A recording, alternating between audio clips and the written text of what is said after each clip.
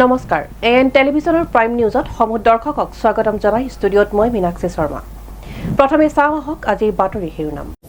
বলবৎ হোৱাৰ পিছতে ৰাজ্যজুৰি উত্তাল প্ৰতিবাদ। আছু AJYCP AJPকে ধৰি কেইবাটাও দল সংগঠনৰ প্ৰতিবাদত উত্তাল ডিব্ৰুগড় চহৰ। ডিব্ৰুগড় লালুকা গাঁৱৰ জৰাজীৰ্ণ পথক লৈ ক্ষোভিত ৰাইজ। অতি শীঘ্ৰে পথ নিৰ্মাণৰ দাবী চৰকাৰ তথা জিলা প্ৰশাসনক। ধুবুৰীত উপস্থিত কংগ্ৰেছ লোকসভা সমষ্টিৰ প্ৰাৰ্থী ৰকিবুল হুছেইন। বদৰুদ্দিন আজমলক তীব্ৰ তুলাধুনা প্ৰাৰ্থীগৰাকীৰ।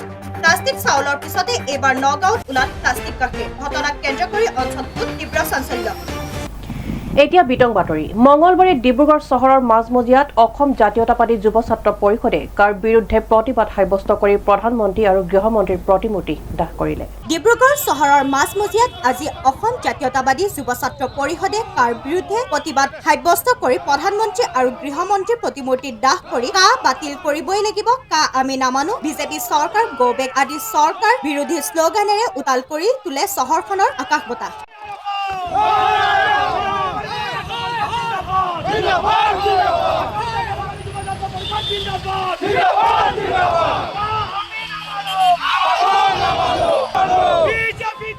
শীঘ্ৰে অসমীয়া বিৰোধী নাগৰিকত্ব সংশোধনী আইন বাতিল নকৰিলে আন্দোলন তীব্ৰতৰ হৈ উঠিব সকীয়াই দিয়ে প্ৰতিবাদকাৰীসকলে। সোমবাৰে বিতৰ্কিত অসম আৰু অসমীয়া বিৰোধী কলা আইন দেশজুৰি বলবৎ হোৱাৰ পাছতে ৰাজ্যজুৰি তীব্ৰতৰ হৈ পৰিছে কা বিৰোধী আন্দোলন। নাগৰিকত্ব সংশোধনী আইন বাতিলৰ কাৰণে অসমৰ সৰ্বসাধাৰণ ৰাইজে যি গণতান্ত্ৰিক আন্দোলন চলাই আহিছিলে, আজিৰ পৰা এই গণতান্ত্ৰিক আন্দোলন আৰু তীব্ৰ হ'ব। অসম জাতীয়তাবাদী যুৱ ছাত্ৰ পৰিষদে এই আইন বাতিল নকৰা পৰ্যন্ত গণতান্ত্ৰিকভাৱে আন্দোলন অব্যাহত ৰাখিব। আমি সকিয়নি প্ৰদান কৰিছো কেন্দ্ৰীয় চৰকাৰক, আপোনালোকে আমি ন্যায়ালয়ৰ দ্বাৰস্থ হৈ থকা মুহূৰ্তত আপোনালোকে কাখন প্ৰযোজ্য কৰিছে। গতিকে আমি ধিক্কাৰ জনাইছো, গৰিহণা জনাইছো আৰু বিজেপি চৰকাৰক আমি অতি গণতান্ত্ৰিক পদ্ধতি আমি যিকোনো কাৰ্যসূচী ৰূপায়ণ কৰি চৰকাৰক আমি প্ৰতিহত কৰিবলৈ আমি আহি থকা দিনবিলাক আমি সাজু আছো। নিৰ্বাচনৰ পাৰ মুহূৰ্তত তেখেতলোকে হিন্দু শৰণাৰ্থীসকলৰ ভোটৰ অধিকাৰ সাব্যস্ত কৰি কিনে তেখেতলোকে যাতে নিৰ্বাচনী বৈতৰণি পাৰ হ'ব পাৰে, তাৰ কাৰণে কেন্দ্ৰীয় চৰকাৰে এই প্ৰচেষ্টা অতদিনৰ পৰা লৈ আহিছিলে। আমি এই ক্ষেত্ৰত আমি ধিক্কাৰ জনাইছো কেন্দ্ৰীয় চৰকাৰক, ৰাজ্য চৰকাৰক। আমি ৰঙা দলিচা পাৰি কেন্দ্ৰীয় চৰকাৰে যি আইন প্ৰযোজ্য কৰিলে তাক সন্মতি প্ৰদান কৰাৰ কাৰণে হিমন্ত বিশ্ব চৰকাৰকো আমি ধিক্কাৰ জনাইছো, গৰিহণা জনাইছো। আমাৰ অসমৰ সাংসদ বৰ্তমানৰ কেন্দ্ৰীয় মন্ত্ৰী সৰ্বানন্দ সোণোৱালক আমি গৰিহণা প্ৰদান কৰিছো। তেখেতলোকে মৌন অধিকাৰ গ্ৰহণ কৰি তেখেতলোকে কেন্দ্ৰীয় চৰকাৰক কাখন বলবৎ কৰাৰ ক্ষেত্ৰত তেখেতলোকে সম্পূৰ্ণভাৱে হাত উজান দিলে। আমি তেখেতলোকক আমি ধিক্কাৰ জনাইছো। আইনী যুঁজ অব্যাহত আছে, অব্যাহত থাকিব। আমাৰ গণতান্ত্ৰিক আন্দোলন, অসম জাতীয়তাবাদী যুৱ ছাত্ৰ পৰিষদৰ এই গণতান্ত্ৰিক আন্দোলন আজিৰ পৰা অধিক তীব্ৰতৰ হ'ব বিজেপি চৰকাৰৰ বিৰুদ্ধে, আৰু এই আইনখন বাতিল নকৰা পৰ্যন্ত তাৰ কাৰণে আমাৰ আন্দোলন অব্যাহত থাকিব। সংশোধনী আইনৰ যি যোৱাকালি বিধি বলবৎৰ কাৰণে যি কেন্দ্ৰীয় চৰকাৰ জাৰি কৰিলে তাৰ তীব্ৰ বিৰোধিতা কৰি অসম জাতীয় যুৱ ছাত্ৰ পৰিষদৰ প্ৰান্তে প্ৰান্তে ইয়াৰ তীব্ৰ বিৰোধিতা হৈছে। আজি তাৰ অংশস্বৰূপে আমি অসম জাতীয় যুৱ ছাত্ৰ পৰিষদ ডিব্ৰুগড় জিলা সমিতিও আমি নাগৰিকত্ব সংশোধনী আইনৰ বিৰুদ্ধে তীব্ৰ গণতান্ত্ৰিক আন্দোলন কৰিছো। আজি ইয়াৰ প্ৰতিবাদ স্বৰূপে আমি ভাৰতৰ প্ৰধানমন্ত্ৰী নৰেন্দ্ৰ মোদী ডাঙৰীয়া আৰু গৃহমন্ত্ৰী অমিত শ্বাহ ডাঙৰীয়া আজি আমি এটা কথা স্পষ্ট কৰিব বিচাৰিছো যে অসমীয়াই কাৰ কেতিয়াও নেমানে আৰু ভৱিষ্যতে নেমানে। কাৰ আমাৰ সংগ্ৰাম তীব্ৰতৰ হ'ব আৰু অধিক তীব্ৰতৰ হ'ব।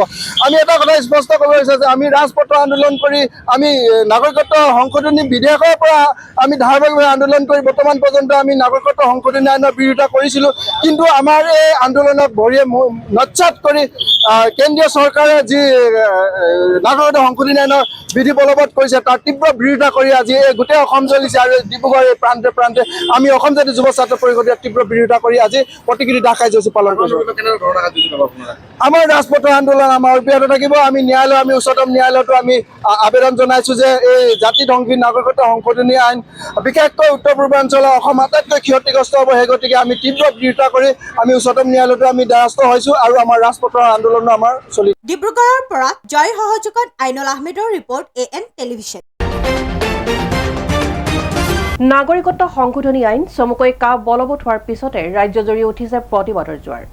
কা বিৰোধিতাৰে টাই আহোম জনগোষ্ঠীক জনজাতিৰ মৰ্যাদা প্ৰদান কৰাৰ দাবীত আজি সদৌ টাই আহোম যুৱ ছাত্ৰ সন্থা চমুকৈ টাইপা কেন্দ্ৰীয় সমিতিৰ নিৰ্দেশ মৰ্মে আৰু ডিব্ৰুগড় জিলা সমিতিৰ সহযোগত দুঘণ্টীয়া অৱস্থান ধৰ্মঘট কাৰ্যসূচী ৰূপায়ণ কৰা হয়। অসমীয়া জাতিৰ আবেগ অনুভূতি আৰু শ্বহীদৰ চৰম ত্যাগক ভৰিৰে মোহাৰি বিজেপি চৰকাৰে নাগৰিকত্ব সংশোধনী আইন বলবৎ কৰিলে। নাগৰিকত্ব সংশোধনী আইন চমুকৈ কা বলবৎ হোৱাৰ পিছতে ৰাজ্যজুৰি উঠিছে প্ৰতিবাদৰ জোৱাৰ। বিৰোধিতাৰে টাই আহোম জনগোষ্ঠীক জনজাতিৰ মৰ্যাদা প্ৰদান কৰাৰ দাবীত আজি সদৌ টাই আহোম ছাত্ৰ সন্থা চমুকৈ টাইপা কেন্দ্ৰীয় সমিতিৰ নিৰ্দেশ মৰ্মে আৰু ডিব্ৰুগড় জিলা সমিতিৰ সহযোগত দুঘণ্টীয়া অৱস্থান ধৰ্মঘট কাৰ্যসূচী ৰূপায়ণ কৰা হয়।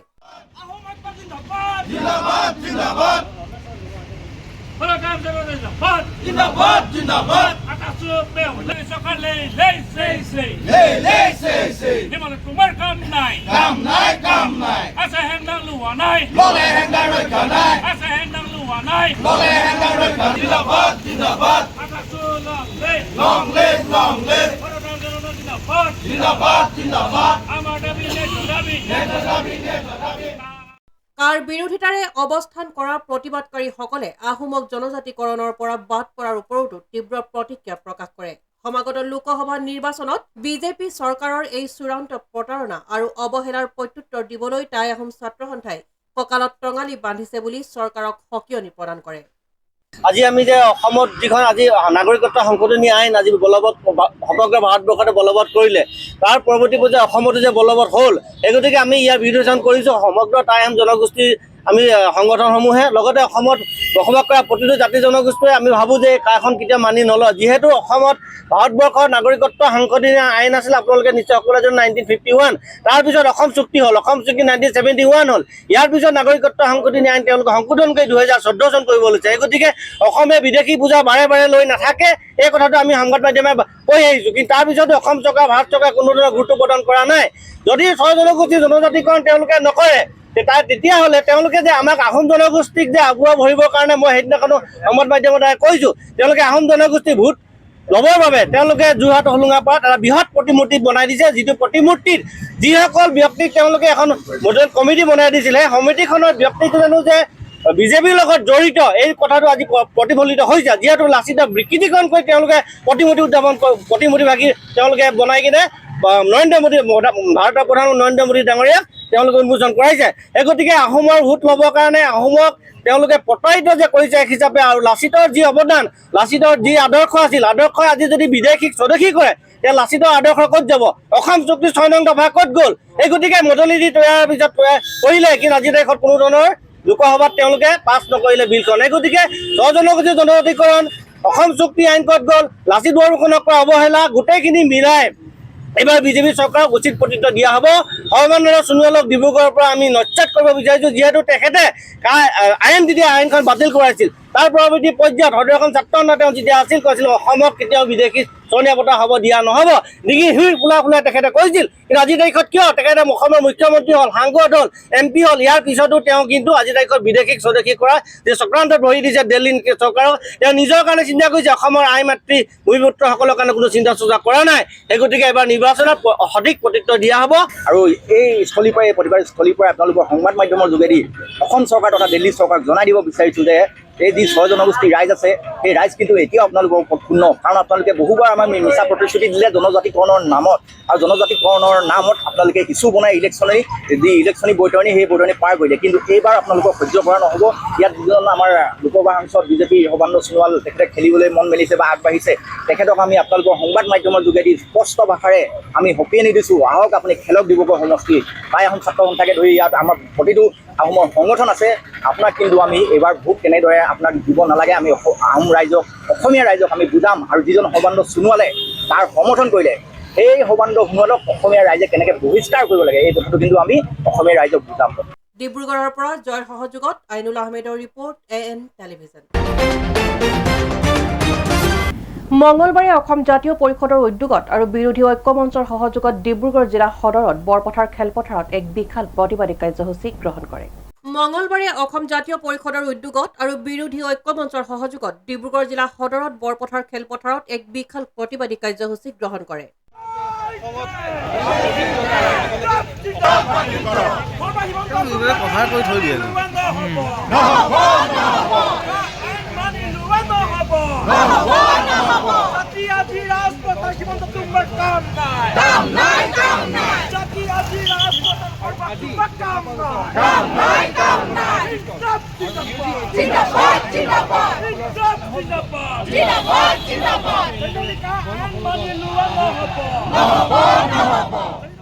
অসম জাতীয় পৰিষদৰ সভাপতি লুৰিণজ্যোতি গগৈৰ নেতৃত্বত আৰু বিৰোধী ঐক্য মঞ্চই আহ্বান কৰা জাতিধ্বংসী কাৰ বিৰুদ্ধে সৰ্বাত্মক হৰতাল কাৰ্যসূচীক সমৰ্থন জনাই অসম জাতীয় পৰিষদ ডিব্ৰুগড় জিলাৰ প্ৰতিটো সমষ্টিত কা আমি নামানো লিখা বেনাৰ আঁৰি লগতে কলা পতাকা উৰুৱাই কা আমি নামানো ধ্বনিৰে সম্পূৰ্ণ গণতান্ত্ৰিক আৰু শান্তিপূৰ্ণভাৱে প্ৰতিবাদ সাব্যস্ত কৰে।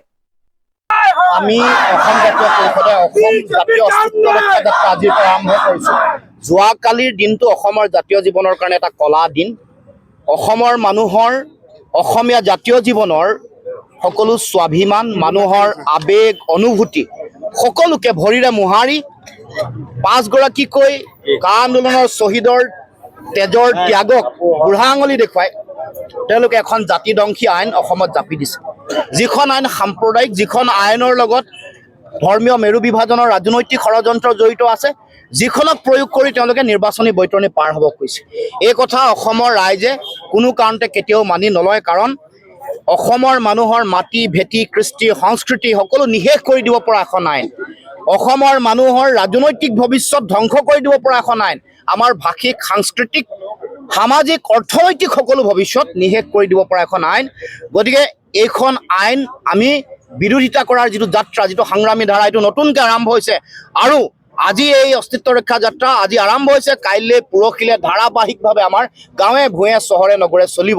আৰু যেতিয়া এখন আইন জাপি দিব খোজা হৈছিল, সেই সময়ত অসমৰ যিসকল নেতা আছিল, আমাৰ প্ৰাক্তন মুখ্যমন্ত্ৰী সৰ্বানন্দ সোণোৱাল ডাঙৰীয়া, বৰ্তমানৰ মুখ্যমন্ত্ৰী হিমন্ত বিশ্ব শৰ্মা, তেওঁলোকে নিৰ্লজ্জভাৱে আত্মসমৰ্পণ কৰি দিল্লীৰ ওচৰত আঁঠু লৈ তেওঁলোকে জাতিধ্বংসী যিটো যজ্ঞ, এই যজ্ঞত তেওঁলোকে আহুতি দিছে। দিল্লীৰ চাবি দিয়া পুতলাৰ দৰে ব্যৱহাৰ কৰি তেওঁলোকে এই আইনখন অনাৰ ক্ষেত্ৰত তেওঁলোকে সহযোগিতা কৰিলে। 5গৰাকীকৈ বীৰ শ্বহীদক হত্যা কৰিলে, হত্যা কৰি তেওঁলোকক শ্বহীদ বুলি নক'লে। 855জন শ্বহীদৰ বিনিময়ত যিখন আমি চুক্তি পাইছিলোঁ, অসম চুক্তি, চুক্তিক নাচ্ছাত কৰিলে, অৰ্থাৎ 855জন শ্বহীদক দ্বিতীয়বাৰৰ বাবে হত্যা কৰিলে। গতিকে অসমৰ সমাজ জীৱনত আমাৰ এইসকল সোণোৱাল, সৰ্বানন্দ সোণোৱাল আৰু হিমন্ত বিশ্ব শৰ্মাই এই যি কাম কৰিলে, এইটো এটা অক্ষমনীয় জাতীয় অপৰাধ হিচাপে পৰিগণিত হ'ব। আৰু ইতিহাসৰ পৃষ্ঠাত সৰ্বানন্দ সোণোৱাল, হিমন্ত বিশ্ব শৰ্মা জাতিটোৰ কাৰণে এগৰাকী খলনায়ক, জাতিটোৰ গাদ্দাৰ বুলি ইতিহাসৰ পৃষ্ঠাত কোলা আখৰে লিপিবদ্ধ। ইতিমধ্যে তামিলনাডু চৰকাৰে কৈছে কা তাত বলবৎ নকৰে, তামিলনাডু চৰকাৰে কৈছে। সেই কথাটোৱে কৈছোঁ, তেওঁলোকৰ স্বাভিমান আছে, তেওঁলোকৰ জাতীয়তাবাদ আছে, তেওঁলোকৰ নিজৰ সমাজ, নিজৰ ভৱিষ্যতৰ কথা ভাবে। সেইকাৰণে তামিলনাডু চৰকাৰে সিদ্ধান্ত গ্ৰহণ কৰিছিল, পাঞ্জাৱত কংগ্ৰেছ চৰকাৰ থাকোঁতে সিদ্ধান্ত গ্ৰহণ কৰিছিল, কেৰালা চৰকাৰে সিদ্ধান্ত গ্ৰহণ কৰিছে। সকলোৱে নিজৰ জাতীয় স্বাৰ্থ, নিজৰ জাতিটোৰ ভৱিষ্যতৰ কথা ভাবে। কিন্তু অসমত আমাৰ চৰকাৰে নিজৰ গাদী, নিজৰ স্বাৰ্থ, নিজৰ মন্ত্ৰিত্ব ৰক্ষা কৰিবৰ কাৰণে সিদ্ধান্ত গ্ৰহণ কৰে। সেইকাৰণে অসমৰ মানুহৰ বিদেশী নাগৰিকৰ ফলত সৃষ্টি হ'ব পৰা যিটো ভয়াৱহ পৰিৱেশ, বিদেশী নাগৰিকৰ সমস্যাৰ যিটো ভয়াৱহতা, এইটো তেওঁলোকে সম্পূৰ্ণৰূপে তেওঁলোকে নাইকিয়া কৰি নিজৰ স্বাৰ্থৰ কাৰণে এইখন আইন জাপি দিব খুজিছে। গতিকে এই সংগ্ৰাম আৰম্ভ হৈছে, শক্তিশালীৰ পদ আগবাঢ়িব। যিহেতু মুখ্যমন্ত্ৰীয়ে সকিয়নি প্ৰদান কৰিছে ৰাজনীতিক দলসমূহক, এই ক্ষেত্ৰত কি ক'ব? চাওক, আমি দেশৰ সংবিধান মানুহ, দেশৰ সংবিধানে আমাৰ অধিকাৰ কোনোবাই আজৰি লৈ গ'লে অধিকাৰ পুনৰ ঘূৰাই আনিবৰ কাৰণে গণতান্ত্ৰিক সংগ্ৰাম আৰু আন্দোলন কৰাৰ অধিকাৰ দিছে। আমি গণতন্ত্ৰত বিশ্বাস কৰোঁ, সংবিধানত বিশ্বাস কৰোঁ। আমাৰ অধিকাৰ প্ৰতিষ্ঠা কৰিবৰ কাৰণে, দেশৰ জাতিৰ অস্তিত্ব ৰক্ষা কৰিবৰ কাৰণে আমি গণতান্ত্ৰিকভাৱে সংগ্ৰাম কৰিম, বাধা দি ৰাখিব নোৱাৰিব। মুখ্যমন্ত্ৰীয়ে ভয় ভাবুকি খোৱালেও আমি ভয় নাখাওঁ। আৰু ক'ব খোজোঁ যে আগন্তুক দিনসমূহত যাতে আমাৰ অসমৰ মানুহৰ এনেকুৱা সংগ্ৰামক তেওঁলোকে ভয় ভাবুকি খুৱাই পুলিচ মিলিটাৰী দি তেওঁলোকে বন্ধ কৰিবলৈ চেষ্টা নকৰে। আৰু এই ক্ষেত্ৰত তেওঁ যিটো ৰেজিষ্ট্ৰেশ্যন কৰ্তন কৰিম বুলি কৈছে, এই সম্পৰ্কতো আমি ইলেকশ্যন কমিশ্যনত আমি সুধিম যে তেওঁলোকে ৰাজহুৱা বক্তব্য ৰাখক যে গণতান্ত্ৰিক যি অধিকাৰ, সংগ্ৰাম আন্দোলন কৰিবলৈ যাওঁতে এনেকৈ কাৰোবাৰ ৰেজিষ্ট্ৰেশ্যন কটা হয় নেকি ইলেকশ্যন কমিশ্যনে। জয়ৰ সহযোগত আইনুল আহমেদৰ ৰিপৰ্ট, AN টেলিভিজন। এতিয়া লৈছোঁ খন্তেক বিৰতিৰ পাছত পুনৰ আহি আছোঁ বাতৰিৰ মাজলৈ।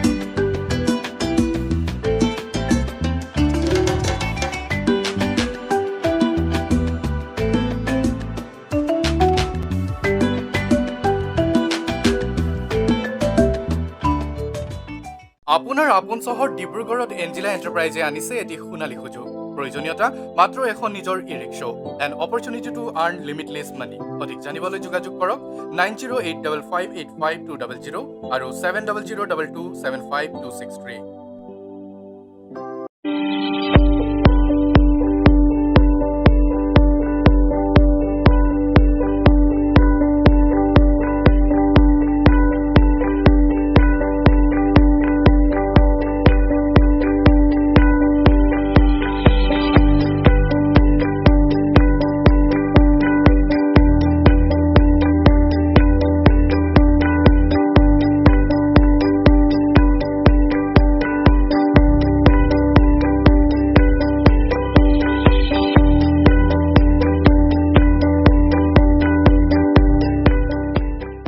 পুনৰ আহিছো বাতৰি মাজলৈ ডিব্ৰুগড়ৰ লালুকা গাঁৱৰ এটা জৰাজীৰ্ণ পথে জলাকলা খুৱাইছে ৰাইজক বাৰিষাৰ লগতে খৰালিটো পথটোৰে অহা যোৱা কৰাত বিভিন্ন সমস্যাৰ সন্মুখীন হয় স্থানীয় লোকসকল অতি শীঘ্ৰে পথটো নিৰ্মাণৰ বাবে ক্ষোভিত হৈ চৰকাৰক জনালে আহ্বান ডিব্ৰুগড়ৰ এটা জৰাজীৰ্ণ পথ এইটো লালুকা গাঁৱৰ পথ ইয়াক লৈ এতিয়া জলাকলা খাইছে স্থানীয় ৰাইজে যদিও পথটো নিৰ্মাণ কৰিলে কিন্তু আধাতে সামৰিলে পথ নিৰ্মাণ কাৰ্য সম্পূৰ্ণ নোহোৱা এই পথটোৱে দুৰ্ভোগ ভোগাইছে স্থানীয় ৰাইজক যাৰ ফলত ক্ষোভিত হৈ পৰিছে স্থানীয় ভুক্তভোগীসকল ঢাক ঢোল বজোৱা বিজেপি চৰকাৰৰ ফুপুলা স্বৰূপ উদঙালে এই পথটোৱে বাৰিষা আহিলে যাতায়াত আৰু কণ কণ ছাত্ৰ ছাত্ৰীৰ লগতে অহা যোৱা কৰা ৰাইজৰ বাবে সম্পূৰ্ণ বন্ধ হৈ পৰে পথটো ডিব্ৰুগড়ৰ ৰজাভিটা গাঁও পঞ্চায়তৰ অন্তৰ্গত এই পথৰ বাবে বাৰম্বাৰ নিৰ্মাণ কৰিবলৈ অনুৰোধ জনাই আহিছে যদিও আজি পৰ্যন্ত কোনো কাণসাৰ নিদিলে পঞ্চায়ত সদস্যকে ধৰি সভাপতিগৰাকীয়েও স্থানীয় ৰাইজৰ অভিযোগ অনুসৰি প্ৰায় ২০ বছৰ ধৰি নিৰ্মাণ নোহোৱা এই পথটো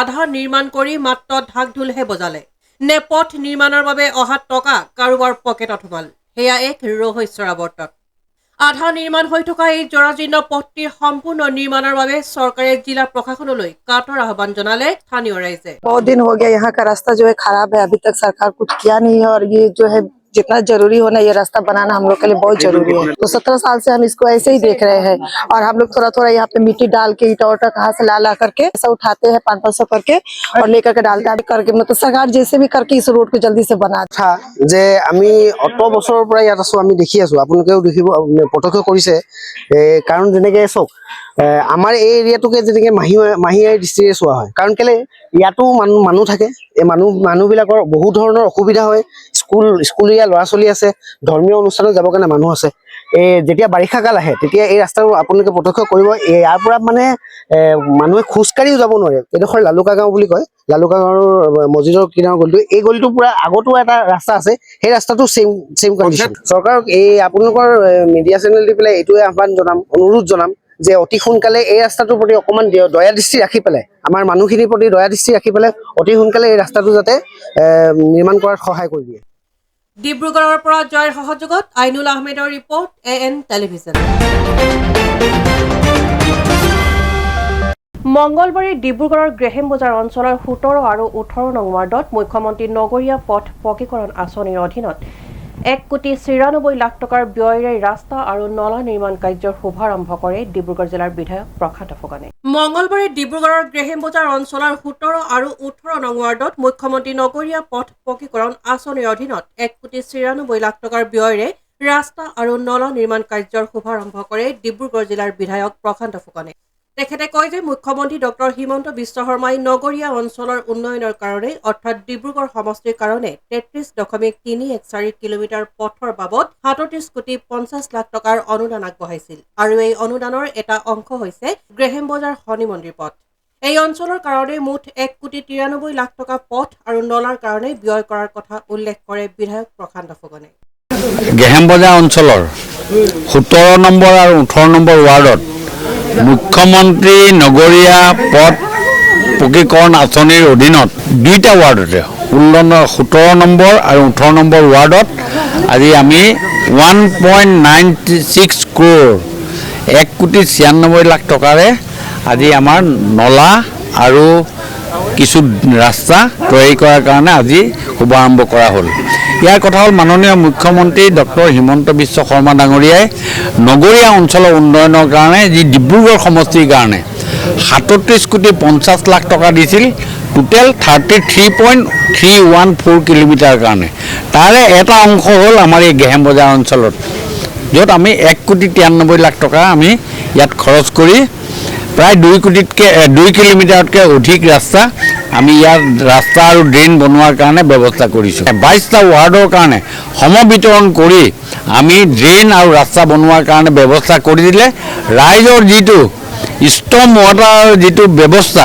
সেই ষ্টৰ্ম ৱাটাৰ ড্ৰেইনেজ ছিষ্টেমৰ কাৰণে আমি এইখিনি কৰাৰ কাৰণে এটা ব্যৱস্থা ল'ব পাৰিম পুনৰবাৰ ভাৰতৰ প্ৰধানমন্ত্ৰী নৰেন্দ্ৰ মোদী ডাঙৰীয়াক আমি আশা কৰিছোঁ তেখেত তৃতীয়বাৰৰ কাৰণে ভাৰতৰ প্ৰধানমন্ত্ৰী হ'ব মোদী হাইতো মুমকিন হয় মোদী হাইতো গেৰাণ্টি হয় সুবোধ পাছৱানৰ সহযোগত মীনাক্ষী শৰ্মাৰ ৰিপৰ্ট AN টেলিভিজন আজি ধুবুৰীত উপস্থিত হয় কংগ্ৰেছৰ লোকসভা সমষ্টিৰ প্ৰাৰ্থী ৰকিবুল হুছেইন প্ৰাৰ্থীগৰাকীক উষ্ম আদৰণি জনাই দলীয় কৰ্মকৰ্তাসকলে লগতে ধুবুৰীত উপস্থিত হৈ বদৰুদ্দিন আজমলক তীব্ৰ সমালোচনা ৰকিবুল হুছেইনৰ ধুবুৰী লোকসভা সমষ্টিৰ কংগ্ৰেছ দলৰ প্ৰাৰ্থিত্ব লাভ কৰাৰ প্ৰাক মুহূৰ্তত চাপৰত উপস্থিত হোৱাত কংগ্ৰেছ কৰ্মীসকলে উষ্ম আদৰণি জনাই ৰকিবুল হুছেইনক আজমলে নিজকে বুঢ়া বাঘ আৰু ৰকিবুলক পথা ছাগলী বুলি কৰা মন্তব্য সন্দৰ্ভত ৰকিবুল হুছেইনৰ প্ৰতিক্ৰিয়া প্ৰকাশ কৰি কয় যে ৰকিবুলে কোনো জন্তুৰ লগত নিৰ্বাচন নেখেলে যিহেতু ৰাইজৰ মাজত থাকি নিৰ্বাচন খেলিব সেয়েহে ৰাইজে ভোট দি জয়যুক্ত কৰিব লগতে মুছলমান লৰাই ছোৱালীক দেখিলে গা গৰম হয় বুলি যি আজমলে মন্তব্য আগবঢ়াইছিল ইয়াৰ প্ৰত্যুত্তৰ দিয়ে ৰকিবুল হুছেইনে ধুবুৰী লোকসভা সমষ্টিত আজমলৰ পৰাজয় নিশ্চিত বুলি অনুভৱ কৰিয়েই মোৰ গৰম হৈছে তাৰ ফলত আজমলে আবুল তাবুল বকি আছে বুলি মন্তব্য প্ৰদান কৰে ৰকিবুল হুছেইনে লগতে আজমল আৰু মুখ্যমন্ত্ৰীৰ গোপন মিতিৰালিৰ কথা গম পাই আজমলৰ সভাত ৰাইজৰ উপস্থিতি হেৰেঙা বুলি কটাক্ষ কৰে ৰকিবুল হুছেইনে আনফালে আজমল আৰু মুখ্যমন্ত্ৰীৰ গোপন মিতিৰালিৰ বাবেহে বিজেপিয়ে ধুবুৰী লোকসভা সমষ্টিটো অগপক এৰি দি আজমলক জয়ৰ পথ সুচল কৰি দিছে বুলি মন্তব্য প্ৰদান কৰে আজমলে বিভিন্ন সময়ত বিভিন্ন দল সংগঠনৰ লগতে ৰাইজক বিৰূপ মন্তব্য কৰি আজমলে নিজে নিজৰ শত্ৰু হৈ পৰিছে সেয়েহে আগন্তুক লোকসভা নিৰ্বাচনত ৰাইজে EVMত বুটাম টিপি কংগ্ৰেছক জয়যুক্ত কৰিব ইফালে নগাঁৱত গৌৰৱ গগৈয়ে নিৰ্বাচন খেলা এক প্ৰকাৰ নিশ্চিত হোৱাত প্ৰদ্যুৎ বৰদলৈৰ ৰাজনৈতিক ভৱিষ্যত সন্দৰ্ভত দলে যি সিদ্ধান্ত লয় সকলোৱে সেই সিদ্ধান্ত মানি ল'ব বুলি কৌশলিক মন্তব্য আগবঢ়ায় ধুবুৰী লোকসভা সমষ্টিত একাংশ কংগ্ৰেছ কৰ্মীয়ে চিপৰাং মাৰাৰ ৰাজনীতি কৰা সন্দৰ্ভত মত প্ৰকাশ কৰি কয় যে কংগ্ৰেছ দল ইমানেই শক্তিশালী যে এজন নেতাই একো কৰিব নোৱাৰে তৃণমূল কৰ্মীয়ে যি সিদ্ধান্ত লয় সেই সিদ্ধান্তই নেতাসকলে মানি লয় কা আন্দোলন কৰা ৰাজনৈতিক দলক মুখ্যমন্ত্ৰীয়ে এক প্ৰকাৰৰ সকিয়নি প্ৰদান কৰাৰ সন্দৰ্ভতো মন্তব্য আগবঢ়াই ৰকিবুল হুছেইনে এইবাৰ বদৰুদ্দিন আজমল ডাঙৰীয়া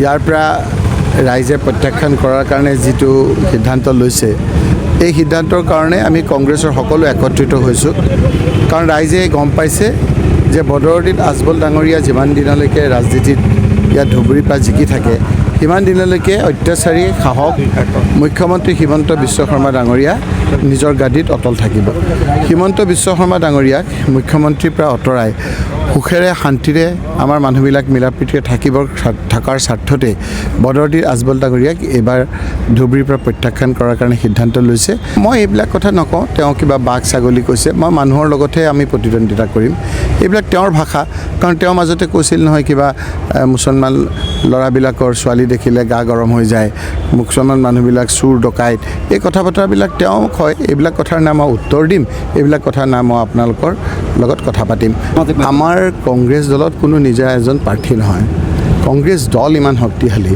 মই এজন লিডাৰে আমি একো কৰিব নোৱাৰোঁ আমাৰ কংগ্ৰেছৰ ব্লক কংগ্ৰেছ আছে আমাৰ প্ৰাথমিক কংগ্ৰেছ আছে আমাৰ বুথ কমিটি আছে আমাৰ মহিলা কংগ্ৰেছ আছে যুৱ কংগ্ৰেছ আছে NSUI আছে সেৱাদল আছে বিভিন্ন শাখা সংগঠনবিলাক আছে কংগ্ৰেছ দলটো আপোনাৰ একেবাৰে আমি নেতা নহয় নেতা হ'ল আমাৰ তৃণমূল পৰ্যায়ৰ গাঁৱত লাগি থকা লোকসকল সেই লোকসকলৰ শক্তিতে আজি কংগ্ৰেছৰ আমাৰ নেতা হৈছে গতিকে সেই নেতা সেই তৃণমূল পৰ্যায়ৰ লোকসকলে যিটো সিদ্ধান্ত লয় সেই সিদ্ধান্তহে আমি নেতাসকলে মানি ল'বলৈ পাৰিম bureau report AN television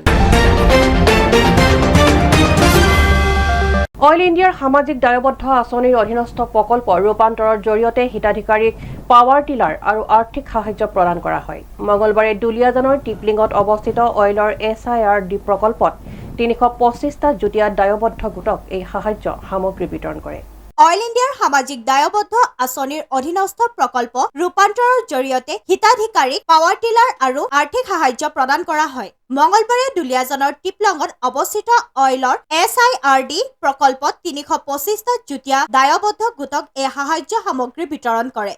oil India লিমিটেডে 2008 চনৰ পৰা আৰম্ভ কৰা CSR প্ৰকল্পৰ ৰূপান্তৰৰ অধীনত উজনি অসমৰ অইলৰ কৰ্মাঞ্চলৰ 1550টা পৰিয়াল সামৰি লৈ 325টা যুটীয়া দায়বদ্ধ গোটক সাহায্য প্ৰদান কৰে।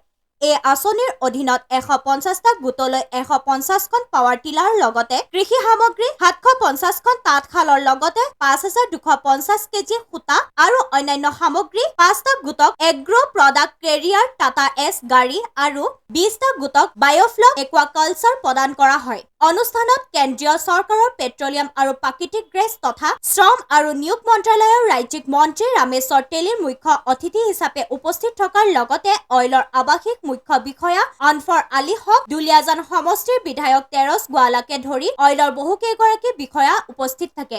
লিমিটেডৰ দ্বাৰা প্ৰত্যেক বছৰ SRD যোগেদি আত্মসহায়ক গোটবিলাকক ট্ৰেক্টৰ, মাল কঢ়িয়াই লৈ যোৱা ভেন, তাঁতশাল, সূতা এনেধৰণৰ সামগ্ৰীসমূহ বিতৰণ কৰা হয় CSR ফাণ্ডৰ যোগেদি। আৰু যোৱা বছৰো বিতৰণ কৰা হৈছিল আৰু এই অল ইণ্ডিয়াৰ HRD অফিচটো যোৱাবাৰ আমি শুভ উদ্বোধন কৰিছিলোঁ। আৰু এইবাৰো 325টা আত্মসহায়ক গোটক বিভিন্ন ধৰণৰ সামগ্ৰী আজি আমি বিতৰণ কৰিছোঁ। মই ধন্যবাদ জনাইছোঁ অল ইণ্ডিয়াক যে CSR ফাণ্ডৰ যোগেদি কিছুমান আত্মসহায়ক গোটক তেনেধৰণৰ সহায় কৰাৰ বাবে। আৰু আমি আশা ৰাখিছোঁ অল ইণ্ডিয়াৰ প্ৰডাকশ্যন বাঢ়িছে, প্ৰডাকশ্যন বাঢ়িলে ইনকম বাঢ়ে আৰু আমি কৈছোঁ ইনকমৰ পইচা যে CSR ফাণ্ড অহা বছৰ যাতে এই ৰূপান্তৰ যোগেদি যিবিলাক আমি আত্মসহায়ক গোটক দিওঁ যাতে অহা বছৰ অলপ অধিক পইচা খৰচ কৰিব লাগে বুলি কোৱা হৈছে। অৰ্থাৎ এইবাৰ 325টা আত্মসহায়ক গোটক দিছে, মই কৈছোঁ অহাবাৰ যাতে 500 আত্মসহায়ক গোটক এনেধৰণৰ সামগ্ৰী বিতৰণ কৰিব লাগে বুলি ইতিমধ্যে আমি অনুৰোধ জনাইছোঁ অল ইণ্ডিয়াক। আৰু নিশ্চয় আশা ৰাখিছোঁ অল ইণ্ডিয়াই মোৰ কথা ৰাখিব আৰু অহাবাৰ 500 আত্মসহায়ক গোটক বিভিন্ন ধৰণৰ সামগ্ৰীবিলাক বিতৰণ কৰিব। এইখিনি কথা আমি কৈছোঁ আৰু অল ইণ্ডিয়া নিশ্চয় জীয়াই থাকিব লাগিব, অল ইণ্ডিয়া প্ৰডাকশ্যন বঢ়াব লাগিব। অল ইণ্ডিয়াৰ যিমান প্ৰডাকশ্যন বাঢ়িব অসম চৰকাৰ ৰেভিনিউ ইমান পাব আৰু আমি CSR ফাণ্ডৰ যোগেদি বহুত কাম আমি কৰিব পাৰিম, কাৰণ 2% বহুত টকা হয়। আৰু আশা ৰাখিছোঁ অল ইণ্ডিয়াৰ নতুন নতুন অঞ্চলত গৈছে, খনন কাম আৰম্ভ কৰিছে। যেনে ক'লোঁ ৰৌমৰীয়াত যিটো বন্ধ হৈ আছিল বহুত দিনৰ পৰা, তাত তাৰ ৰাইজৰ ডিমাণ্ড আছিল যে গৰাখহনীয়া ৰোধ কৰিলেহে অল ইণ্ডিয়া খনন কৰিব লাগিব, য'ত 35 কোটি টকা সেই সময়ত দৰকাৰ হৈছিল। পিছত অসম চৰকাৰৰ মুখ্যমন্ত্ৰী ডাঙৰীয়াই এটা সিদ্ধান্ত ল'লে যে আমি চৰকাৰৰ ফালৰ পৰা ৰৌমৰীয়া গৰাখহনীয়া ৰোধ কৰিম। আৰু ঠিক তেনেকৈ অসম চৰকাৰৰ ফালৰ পৰা ৰৌমৰীয়াৰ গৰাখহনীয়াৰ কাৰণে ইতিমধ্যে কাম দ্ৰুতগতিত চলি আছে, যাৰ কাৰণে তাৰ ৰাইজে সন্তুষ্ট হৈ আমাক সেই লোকেশ্যনবিলাকত ইতিমধ্যে খনন কৰিবলৈ কাৰণে অনুমতি দিছে, যাৰ কাৰণে অল ইণ্ডিয়া ইতিমধ্যে তাত খনন আৰম্ভ কৰিছে আৰু তেলৰ প্ৰডাকশ্যন বাঢ়িছে। আৰু আশা ৰাখিছোঁ য'ত য'ত বন্ধ হৈ আছে সকলো খোলাৰ কাৰণে ইতিমধ্যে মোৰ ফালৰ পৰা যিখিনি কৰণীয় আছে মই কৰিবৰ কাৰণে ইতিমধ্যে চেষ্টা চলাইছোঁ। Bureau report AN television. এতিয়া লৈছোঁ খন্তেক বিৰতিৰ পাছত পুনৰ আহি আছোঁ বাতৰিৰ মাজলৈ।